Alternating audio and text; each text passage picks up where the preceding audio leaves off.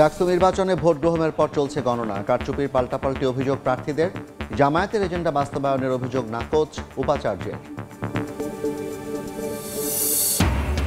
সংসদীয় আসন পুনর্বিন্যাসের প্রতিবাদ, ফরিদপুরে রাস্তা আটকে বিক্ষোভ। দিনভর ঢাকা খুলনা বরিশাল মহাসড়কে যান চলাচল বন্ধ, ব্রাহ্মণবাড়িয়াতেও কর্মসূচি পালন। এবং নতুন মন্ত্রী প্রতিমন্ত্রীদের জন্য 60টি গাড়ি কেনার প্রস্তাব বাতিল, জানালেন অর্থ উপদেষ্টা। নির্বাচনে দায়িত্ব পালনে কর্মকর্তাদের জন্য কেনা হবে 300 গাড়ি।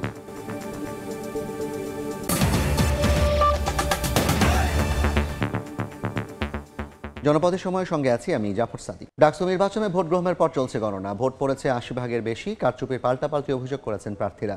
আর জামায়াতের এজেন্ডা বাস্তবায়নের অভিযোগ করেছেন ছাত্রদল সভাপতি। তা নাকচ করে দিয়ে উপাচার্য বলেন, কারো পক্ষপাত করার প্রশ্নই আসে না।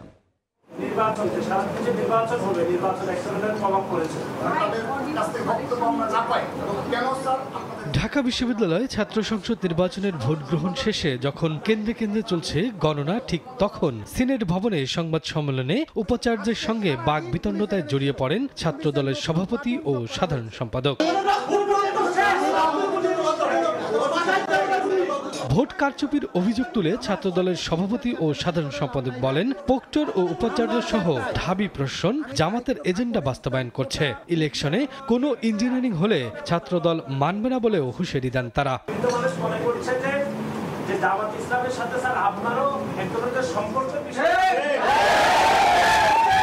ঢাকা বিশ্ববিদ্যালয়ের প্রশাসক যারা শীর্ষ পদে বসে রয়েছে তারা পুরোপুরি জামাতিকরণ হয়ে গেছে। এসব অভিযোগ নাকচ করে দিয়ে উপাচার্য বলেন, ইলেকশন ইঞ্জিনিয়ারিং এর কোনো সম্ভাবনা নেই। তবে নির্বাচন ঘিরে জামাতের লোক সমাগম করছে কিনা তা আইন শৃঙ্খলা বাহিনী খতিয়ে দেখবে। জামাতের সাথে বা যে কোনো রকম রাজনৈতিক দলের সাথে আমার কোনো সম্পর্ক নেই। পরিষ্কারভাবে বলে দিচ্ছি, আবু সাদিককে আমি ব্যক্তিগতভাবে তার দলীয় পরিচয় কিছুই জানতাম না, জানা কোনো প্রয়োজন মনে করি। এদিকে মধুর ক্যান্টিনে সংবাদ সম্মেলনে ছাত্রদল সমর্থিত ভিপি প্রার্থী আবিদুল ইসলাম খান ভোট কারচুপির অভিযোগ করেন। ভোট ম্যানিপুলেট করার চেষ্টা করা হলে প্রতিরোধ করার ঘোষণা দেন তিনি। ভোট গণনার ম্যানিপুলেটের মধ্য দিয়ে যদি নির্বাচনী ফলাফলকে ব্যাহত করার বিন্দু পরিমাণ চেষ্টা করে ঢাকা বিশ্ববিদ্যালয়ের সাধারণ শিক্ষার্থীরা সম্মিলিতভাবে তাদেরকে প্রতিরোধ করবে। অন্যদিকে ছাত্র শিবির সমর্থিত প্যানেল সংবাদ সম্মেলন করে জানায়, যারা ডাকসু বানচাল ও ক্যাম্পাসে পরিস্থিতি অস্থিতিশীল করবে তাদের পরিণতি শেখ হাসিনা ও নিষিদ্ধ ছাত্রলীগের মতোই হবে। ঢাকা বিশ্ববিদ্যালয়ে অস্থিতিশীল করার চেষ্টা করবে, যারা ঢাকা বিশ্ববিদ্যালয়ে ডাকসু নির্বাচনকে বানচাল করার চেষ্টা করবে তাদের পরিণতি খুনি হাসিনা এবং ছাত্রলীগের চাইতে খারাপ পরিণতি হবে। কার্জন হলে বৈষম্যবিরোধী শিক্ষার্থী সংসদ প্যানেলের জিএস প্রার্থী বাকের মজুমদারও অভিযোগ করেন, কেন্দ্রে কেন্দ্রে ভোট ইঞ্জিনিয়ারিং এর প্রত্যেকটা কেন্দ্রে কোঅর্ডিনেটেড ভাবে প্ল্যান্ড ওয়াইজ আমরা দেখছি যে ভোটকে ম্যানিপুলেটেড করার ট্রাই করা হচ্ছে, এখানে ইলেকশন ইঞ্জিনিয়ারিং করা হচ্ছে। এদিকে টিএসসি কেন্দ্রে প্রবেশ করতে ব্যর্থ হয়ে ভোট কারচুপির অভিযোগ এনে বিক্ষোভ মিছিল করে ছাত্রদল সমর্থিত প্যানেল। শফিকুজ্জামান রুবেল, সময় সংবাদ, ঢাকা। এই মুহূর্তে ঢাকা বিশ্ববিদ্যালয়ের সিনেট ভবনে আছেন সহকর্মী শাকির আহমেদ, উদয়ন স্কুলে মাসুদুর রহমান, টিএসসিতে তোহা খান তামিম এবং শারীরিক শিক্ষা কেন্দ্রে আছেন মনির হোসেন। সরাসরি এই প্রথমে যাচ্ছি শাকিরের কাছে। শাকির, ঢাকা বিশ্ববিদ্যালয় কেন্দ্রীয় ছাত্র সংসদ ও হল সংসদের বিভিন্ন কেন্দ্রে কেন্দ্রে এখন কিন্তু ভোট গণনা চলছে। সেই 5টা থেকে শুরু হওয়া যে ভোট গণনার প্রক্রিয়া সেটি কিন্তু এখনও পর্যন্ত চলছে। যদিও এর আগেই হলের বিভিন্ন কেন্দ্রগুলোতে যারা ভোট গ্রহণ করেছেন তারা কি পরিমাণ ভোট গ্রহণ হয়েছে সেই শতাংশ বা হারটি আমাদেরকে জানিয়েছিলেন। সেটি থেকে আমরা জানতে পেরেছি গড়ে প্রতিটি কেন্দ্রে আসলে 80 থেকে 85% শিক্ষার্থী বা ভোটার কিন্তু তাদের ভোট দিয়েছেন। এবং এই গণনার যে প্রক্রিয়া সেটি কিন্তু ডিজিটাল পদ্ধতিতে গণনা করা হচ্ছে।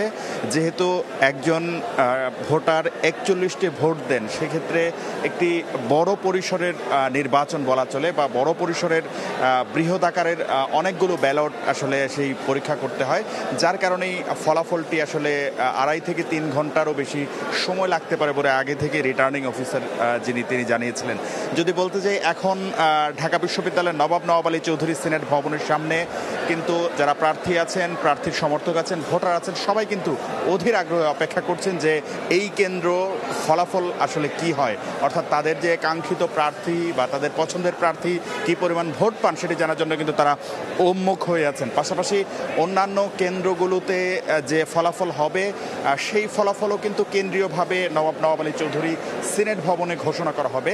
সেই ক্ষেত্রে সিনেট ভবনকে কেন্দ্র করে কিন্তু যারা আজকের ডাকসু নির্বাচনের সঙ্গে সম্পৃক্ত ভোটার থেকে শুরু করে প্রার্থী সবাই কিন্তু অধীর আগ্রহে সেই মহেন্দ্রক্ষণ কখন ফল ঘোষণা করা হবে সেটির জন্য অপেক্ষা করছেন। আমরা রিটার্নিং কর্মকর্তাদের সঙ্গে যোগাযোগ করছিলাম, তারা বলছেন যে এই ফলাফলটি যেন খুব দ্রুত এবং নির্ভুল প্রক্রিয়ায় স্বল্প সময়ের মধ্যে আসলে শিক্ষার্থী এবং প্রার্থীদের কাছে উপস্থাপন করা যায় বা তাদেরকে জানানো যায়, সেই চেষ্টাটি তারা করছেন। তারা বলছেন যে কোনো ধরনের কালক্ষেপণ বা সময় নষ্ট না করে তারা যথাযথ প্রক্রিয়ায় খুব দ্রুততার সঙ্গে নির্ভুলভাবে সেই ফলাফল সেটি প্রস্তুত করছেন।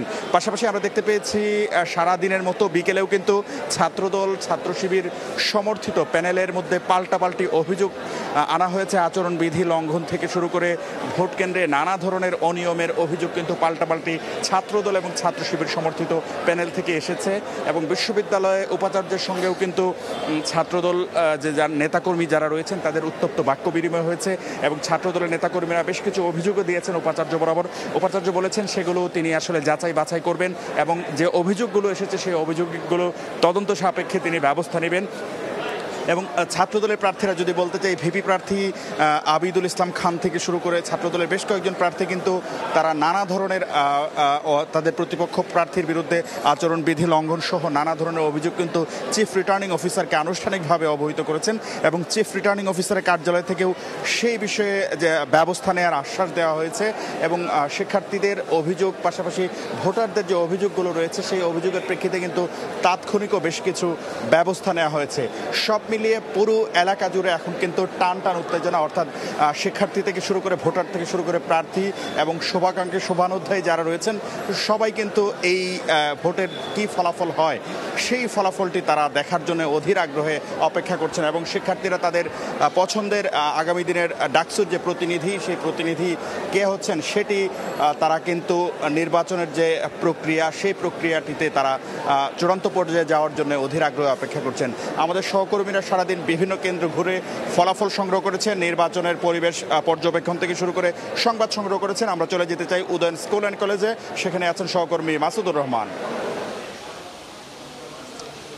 উদয়ন ভোট কেন্দ্রে এখন পর্যন্ত গণনা চলছে। তারা যেটি আমাদেরকে কিছুক্ষণ আগে জানিয়েছে যে এখন পর্যন্ত যে 4টি হলের এখানে ভোট গ্রহণ হয়েছে সেই 4টি হলের হল সংসদ যে নির্বাচন সেটির ফলাফল তারা ইতিমধ্যেই গণনা করে ফেলেছে এবং আনুষ্ঠানিকভাবে তারা সেটি জানাবে আমাদেরকে। এর আগে তারা যে কেন্দ্রীয় যেই সংসদ সেই কেন্দ্রীয় সংসদ ডাকসুর ভোটের যে ফলাফল সেটি গণনা তারা শুরু করেছে এবং তারা সেই 4টি হলের ব্যালট থেকে তারা কেন্দ্রীয় সংসদের যে 28টি পদ সেই 28টি পদের যে ব্যালট সেগুলো তারা বাছাই করা শুরু করেছে এবং সবগুলো আলাদা করার পর তারা সেই মেশিনের মাধ্যমে সেটি হয়তোবা আমাদের সামনে তুলে ধরবেন। তবে যেই 4টি হলের কথা আমি বলছিলাম, সূর্য সেন হল, জসিমউদ্দিন হল, জিয়াউর রহমান হল এবং শেখ মুজিব হল, এই 4টি হলের হল সংসদে যে 13টি করে পদ রয়েছে সেই পদের ভোট গণনা ইতিমধ্যে তারা শেষ করেছে বলে আমাদেরকে জানিয়েছে। তবে কোন পদের বা কোন প্যানেলের প্রার্থীরা এতে জয়লাভ করেছে সেটি আমাদেরকে এখনো জানায়নি। তবে তারা বলেছে যে যখন ডাকসুর ভোট গণনা শেষ হবে তখন একসাথে তারা সেই ফলাফলটা আমাদের হাতে তুলে ধরবেন। এর আগে আমাদেরকে ভোট গণনার কক্ষে নিয়ে গিয়েছিল, সেখানে গিয়ে দেখিয়েছে যে আসলে তারা কিভাবে ভোটগুলো গণনা করছে। তারা প্রথমে ব্যালট বাক্সগুলো থেকে ওএমআর শিটগুলো বার করছে এবং বের করে তারা আলাদা আলাদা করছে। অনেক ক্ষেত্রে দেখা গেছে যে যেই প্রার্থীরা যেই ভোটাররা ভোট দিয়েছে তারা কেন্দ্রীয় সংসদের যে ব্যালট সেটি তারা প্রবেশ করিয়েছে হল সংসদের বক্সে, যে কারণে এই একটি জটিলতা তৈরি হয়েছে। যে কারণে প্রত্যেকটি বক্স যখন খোলা হচ্ছে তখন তারা এই জিনিসগুলো একটু আলাদা করছে, যে কারণে একটু সময় লাগছে। এরপরে তারা আলাদা করার পর তারা ওএমআর মেশিনের মাধ্যমে সেটির ফলাফল তারা আমাদের সামনে তুলে ধরবে বলে জানিয়েছে এবং এলইডি স্ক্রিনেও তারা সেই তাদের যে ভোট গণনার যে প্রক্রিয়া সেটিও কিন্তু তারা সরাসরি সম্প্রচার করছে। আর এই যে 4টি হল, এই 4টি হলে কিছুক্ষণ আগে আমাদেরকে জানিয়েছিল যে 4টি হলের যে ভোট, সেই ভোটের মধ্যে 83.9% অর্থাৎ প্রায় 84% ভোট এখানে কাস্ট হয়েছে এবং এখানকার যে ভোটাররা যারা রয়েছে তাদের মধ্যে সবচেয়ে বেশি ভোট ছিল শেখ মুজিব হলে এবং সেখানে 1609টি ভোটের মধ্যে 1393টি ভোট কাস্ট হয়েছে, অর্থাৎ এখানে প্রায় 88% ভোট কাস্ট হয়েছে। এবং অন্যান্য যে হলগুলো রয়েছে সেই হলগুলোতেও শুধুমাত্র জিয়াউর রহমান হলে 75% কাউন্ট হয়েছে, আর সূর্য সেন এবং জসিমউদ্দিনেও কিন্তু 86 এবং 87% ভোট কাস্ট হয়েছে। অর্থাৎ এই কেন্দ্রটিতে সবচেয়ে বেশি ছেলেদের যে হলগুলোর ভোট, সেই হলগুলোর ভোটের মধ্যে এই কেন্দ্রতেই সবচেয়ে বেশি 6163টি ভোট ছিল এবং এখানেই সবচেয়ে বেশি সকাল থেকে দৃষ্টি ছিল, কারণ এখানে আমরা দেখেছি যে 4 হেভিওয়েট প্রার্থী এখানে ছিল এবং সেই 4 জন হেভিওয়েট প্রার্থী এখানে এসে পাল্টাপাল্টি অভিযোগ করেছে। আমাদের আরেক সহকর্মী আছে ভোট গণনার খবর জানাতে, আদনান তুর্য, তার কাছে একটু যেতে চাই। তুর্য, আপনার ওখানকার কি পরিস্থিতি?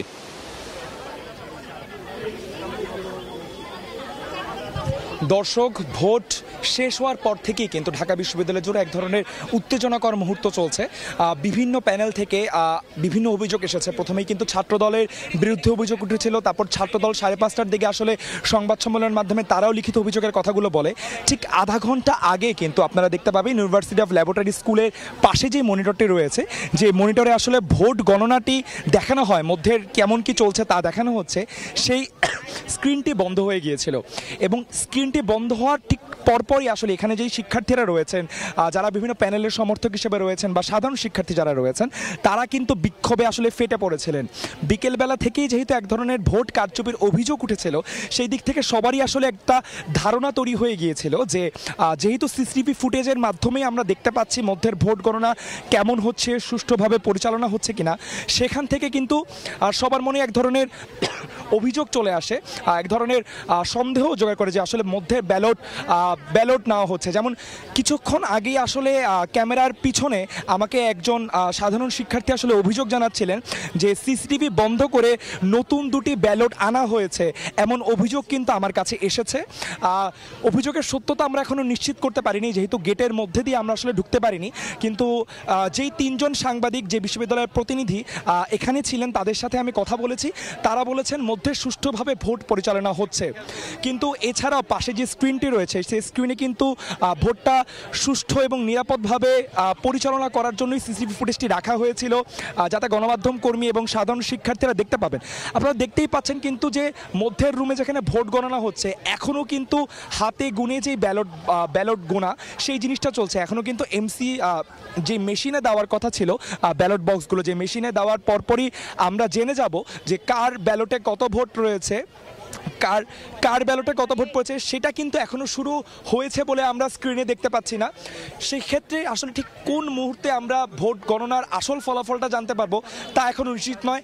আধা ঘন্টা আগে বিক্ষোভ কর্মসূচি চলেছিল এবং এখনও কিন্তু শিক্ষার্থীদের মধ্যে সেই উত্তেজনা বিরাজমান, তারা আসলে সুষ্ঠু নির্বাচন চাচ্ছে। এই মুহূর্তে ঢাকা বিশ্ববিদ্যালয়ের অন্য প্রান্তে আছেন সহকর্মী তামিম, সরাসরি চলে যাচ্ছি তার কাছে। টিএসসিতে যে ধোঁয়াশা তৈরি হয়েছিল, অর্থাৎ এলইডি স্ক্রিন বন্ধ ছিল, সেই এলইডি স্ক্রিন ইতিমধ্যে কিন্তু খোলা হয়েছে সেটি আসলে, এবং কিছুক্ষণ আগে এখানে ঘোষণা দেওয়া হয়েছিল মাইকিংয়ে ভেতর থেকে যে ব্যালট বাক্স খোলা হচ্ছে এবং সেটি আসলে সবার সামনে ব্যালট বাক্স খোলা হয়েছে এবং ব্যালট বাক্স খোলার পরে ভোট গণনার জন্য যে প্রস্তুতি, সেই প্রস্তুতি আসলে এখানে নেওয়া হয়েছে। আমরা কিছুক্ষণ আগে দেখেছি আর কি। এখানে বৈষম্য বিরোধী যে ছাত্র সংসদ বাকসাস, সেই তাদের পক্ষ থেকে বিশেষ করে আবু বকর মজুমদার এবং আব্দুল কাদের সহ তার যে প্যানেল রয়েছে, সেই প্যানেলের সদস্যরা এখানে কিছুক্ষণ আগে গণমাধ্যম কর্মীদের সাথে কথা বলেছেন। তারা জানিয়েছেন যে আসলে ব্যাপকভাবে ভোট কারচুপি হয়েছে বলে তারা অভিযোগ করেছেন।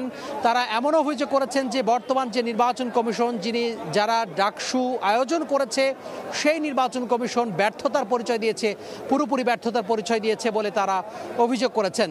এবং আবু বকর মজুমদার, আব্দুল কাদের, তারা সমন্বয় করে তারা সমস্যারে একই সুরে তারা কথা বলেছেন, একইভাবে তারা বক্তব্য দিয়েছেন।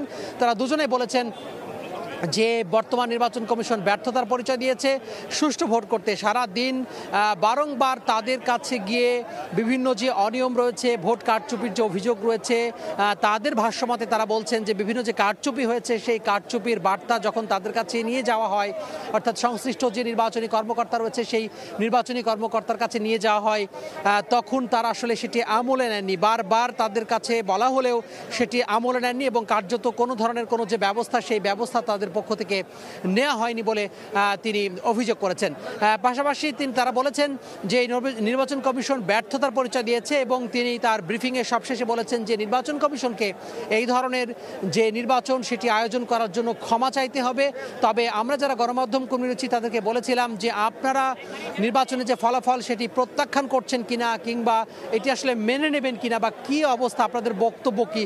তবে তারা এই বিষয়ে স্পষ্ট করে কোনো কথা বলেননি এবং তারা বলছেন যে ছাত্রদের সাথে অর্থাৎ তাদের যে প্যানেল সেই প্যানেলের সাথে আলোচনা করে তারা পরবর্তী যে সিদ্ধান্ত সেই সিদ্ধান্ত নেবেন। তবে তারা এই নির্বাচন আয়োজন করার জন্য নির্বাচন কমিশনকে ক্ষমা চাওয়ার জন্য বলেছেন, প্রশাসনকে ক্ষমা চাওয়ার জন্য বলেছেন। পাশাপাশি বিশ্ববিদ্যালয়ের উপাচার্যের তারা সমালোচনা করেছেন, উপাচার্য দলীয়করণ নিয়ে কথা বলেছেন যে উপাচার্য দলীয়করণ করছে বলে তারা অভিযোগ করেছেন।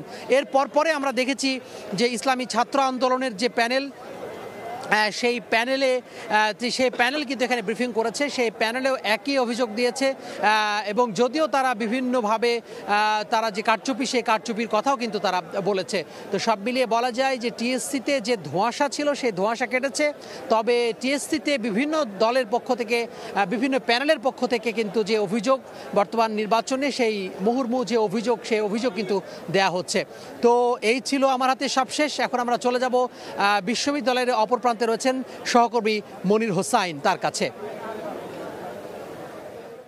আমরা আছি শারীরিক শিক্ষা কেন্দ্র এবং শারীরিক শিক্ষা কেন্দ্রের যে কেন্দ্রীয় মাঠ আছে সেই মাঠে আমরা আছি এবং এখানকার কেন্দ্রে ভোট গ্রহণ শেষ হয়েছে সেই বিকেল 4টায় এবং তারপর থেকে কিন্তু কিছুটা ধীর গতিতে চলছিল যেই গণনার প্রক্রিয়া। তারপরে 7টার পর থেকেই শুরু হয় যেই ভোট গ্রহণ হয়েছে সেই ভোট গণনা শুরু হয়েছে এবং এলইডি স্ক্রিনের মাধ্যমে কিন্তু এখানে দেখানো হচ্ছে এবং এই যে এলইডি স্ক্রিন আছে সেই এলইডি স্ক্রিনের মাধ্যমে কিন্তু এখানকার যে প্রার্থীরা আছেন কিংবা এখানকার যে ভোটাররা আছেন তারা কিন্তু অপেক্ষা করছেন এবং এলইডি স্ক্রিনের মাধ্যমে সেই ভোট গণনা তারা দেখছেন এবং এখানে আমরা সেটা দেখেছি যে সেই বিকেল থেকে 4টার পর থেকেই কিন্তু তারা অপেক্ষা করছেন এখানকার যে ভোটাররা আছেন এবং আমরা এখানে কয়েকজন প্রার্থীকেও আসতে দেখেছি।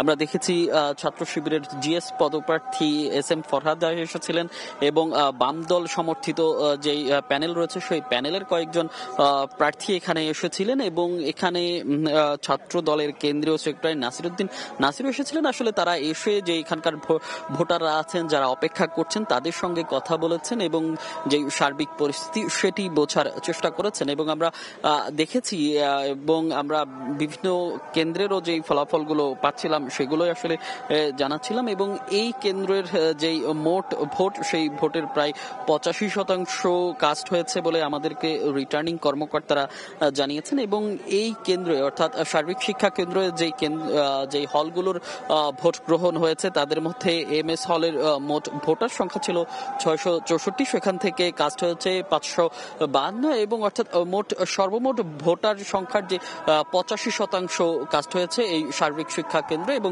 এখন পর্যন্ত অপেক্ষায় আছে ফলাফলের এবং প্রার্থীরা এবং ভোটাররা। তো এই ছিল সার্বিক শিক্ষা কেন্দ্র থেকে ডাকসু নির্বাচনের ফলাফল গণনার এই মুহূর্তে সবশেষ। ঢাকা বিশ্ববিদ্যালয় থেকে ডাকসু নির্বাচন পরবর্তী পরিস্থিতি জানাতে আমাদের সঙ্গে যুক্ত হয়েছিলেন সহকর্মীরা। সংসদীয় আসন পুনর্বিন্যাসের বিরুদ্ধে আজও মহাসড়ক অবরোধ করে বিক্ষোভ করেছেন ফরিদপুর ও ব্রাহ্মণবাড়িয়ার বাসিন্দারা। সকালে ফরিদপুরের ভাঙার মাধবপুর স্ট্যান্ড এলাকায় জড়ো হন বিক্ষুব্ধ জনতা। ঢাকা বরিশাল মহাসড়ক অবরোধ করেন গাছের গুঁড়ি ফেলে। অবরোধ করেন ঢাকা খুলনা মহাসড়কও। ফরিদপুর 4 থেকে আলগি ও হামিরদি ইউনিয়নকে 2 আসনে অন্তর্ভুক্ত করায় সড়ক অবরোধ করে প্রতিবাদ করে তারা। এদিকে ব্রাহ্মণবাড়িয়া 3 থেকে হরসপুর, চান্দুরা ও বুধন্তি ইউনিয়নকে 2 আসনে যুক্ত করার প্রতিবাদে ঢাকা সিলেট মহাসড়কে বিক্ষোভ করেন স্থানীয়রা। এতে যান চলাচল বন্ধ হয়ে দুর্ভোগের সৃষ্টি হয়। আগামী নির্বাচনে দায়িত্ব পালনে মাঠ প্রশাসনের কর্মকর্তাদের জন্য 300 গাড়ি কেনার সিদ্ধান্ত নিয়েছে সরকার। তবে নতুন সরকারের মন্ত্রী ও প্রতিমন্ত্রীদের জন্য 60টি গাড়ি কেনার প্রস্তাব বাতিল করা হয়েছে বলে জানিয়েছেন অর্থ উপদেষ্টা ডক্টর সালেউদ্দিন আহমেদ। সচিবালয়ে সরকারি ক্রয় সংক্রান্ত উপদেষ্টা পরিষদ কমিটির বৈঠক শেষে অর্থ উপদেষ্টা একথা জানান। এ সময় জাপানে 1 লাখ বাংলাদেশি কর্মী পাঠানোর সিদ্ধান্ত নেওয়ার কথাও জানান উপদেষ্টা।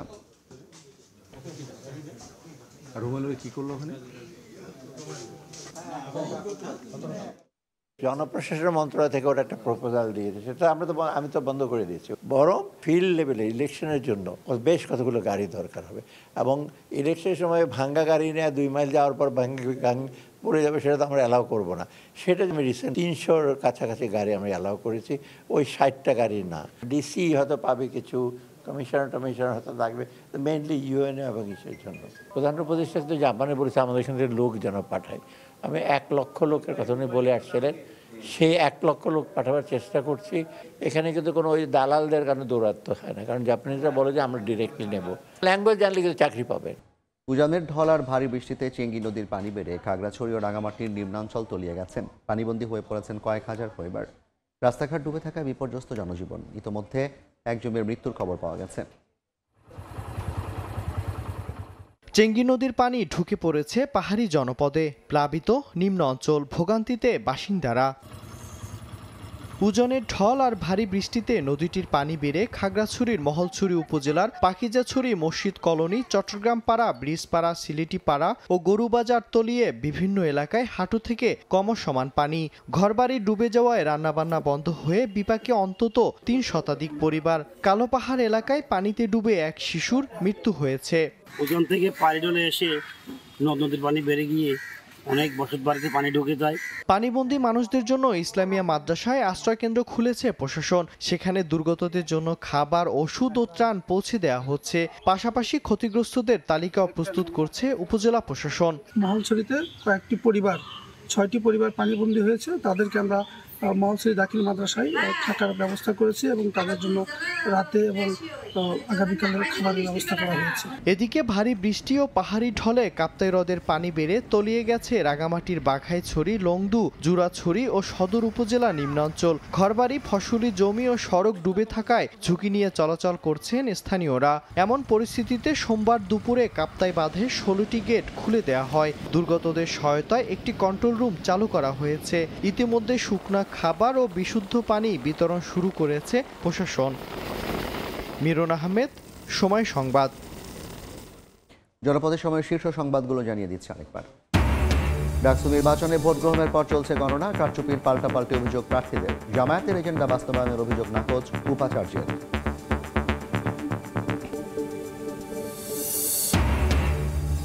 সংসদীয় আসন পুনর্বিন্যাসের প্রতিবাদে ফরিদপুরে রাস্তা আটকে বিক্ষোভ। দিনভর ঢাকা, খুলনা, বরিশাল মহাসড়কে যান চলাচল বন্ধ।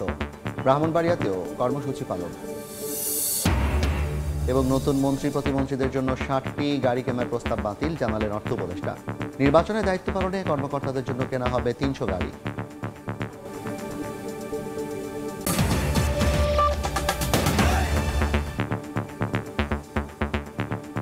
এই ছিল জনপদের সময়। সঙ্গে থাকুন সময়।